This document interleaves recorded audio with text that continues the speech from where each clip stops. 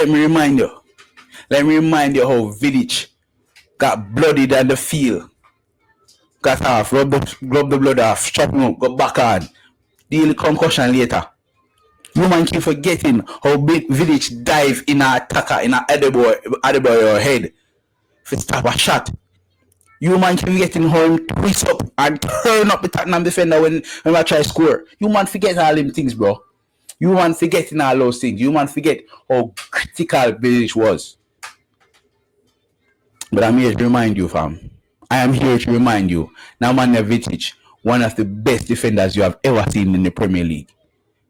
Meanwhile, Virgil van Dijk stand up with him ass up in the air like a ballerina. You know when that, like him put a post up on Backpage.com. Ass up in the air.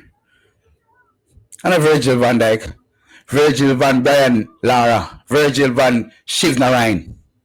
A cricketer.